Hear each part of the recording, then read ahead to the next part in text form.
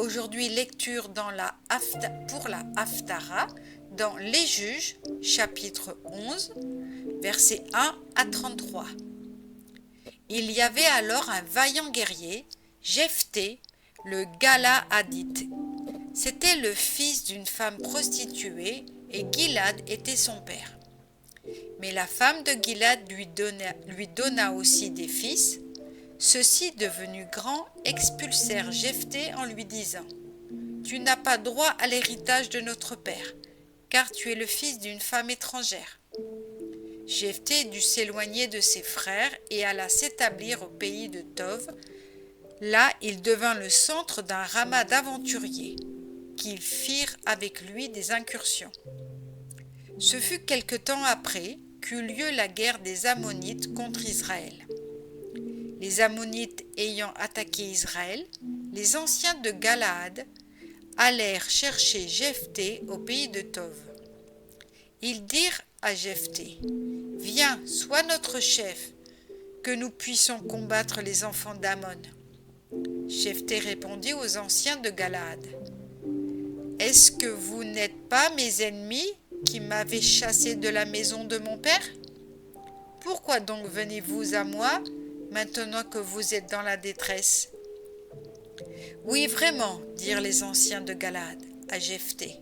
« Maintenant nous revenons à toi, afin que tu marches avec nous, que tu combattes les enfants d'Ammon, et que tu deviennes notre chef à tous, habitants du Galaad. » Alors Jephthé dit aux anciens de Galaad : « Si vous me déterminez à revenir pour guerroyer avec les Ammonites, et que Yahweh me les livre, je veux rester votre chef. » Et les anciens de Galaad lui répondirent : « Par Yahweh qui nous entend les uns et les autres, nous jurons de faire comme tu l'as dit. »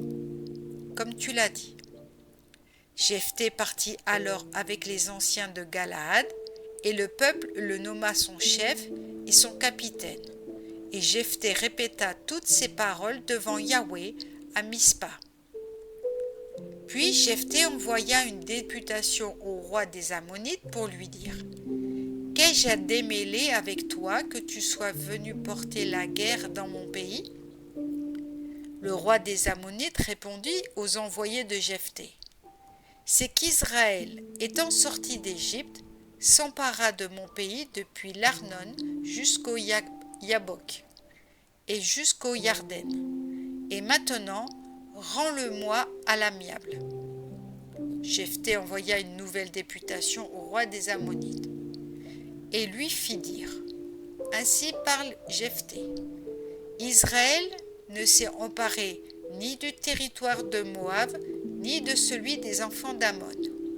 En effet, après être sorti d'Égypte, Israël s'avança dans le désert jusqu'à la mer des Jonques.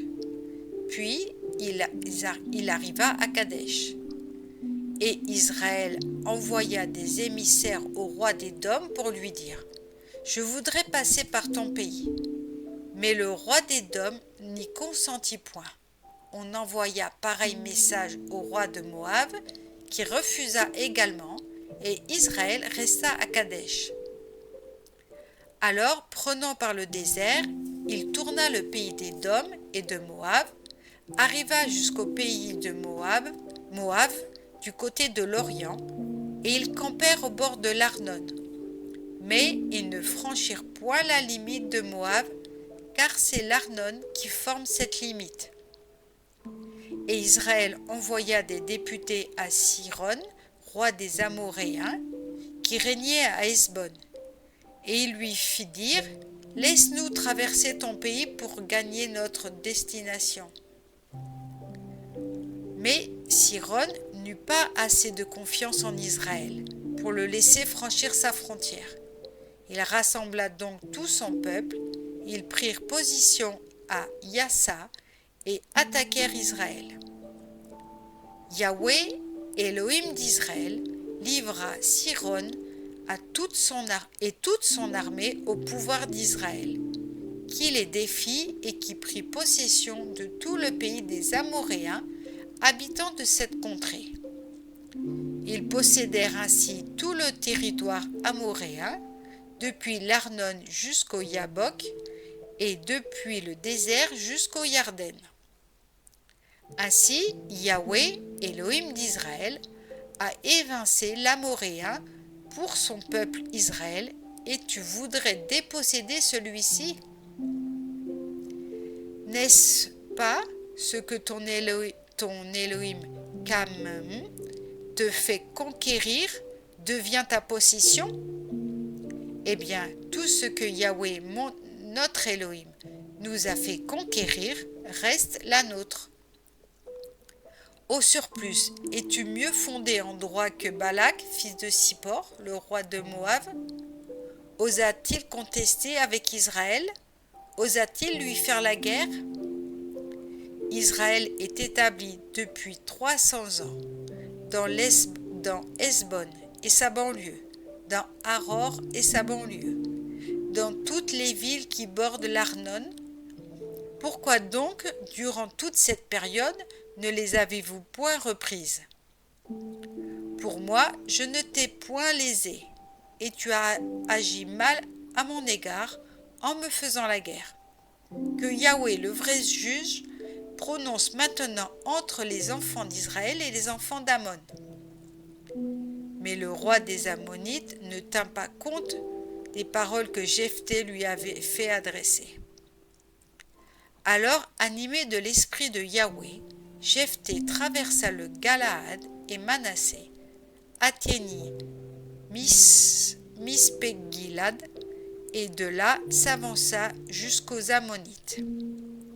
Et Jephthé fit un vœu à Yahweh en disant: si tu livres en mon pouvoir les enfants d'Ammon, la première créature qui sortira de ma maison au devant de moi, quand je reviendrai vainqueur des enfants d'Ammon, sera voué à Yahweh, et je l'offrirai en holocauste.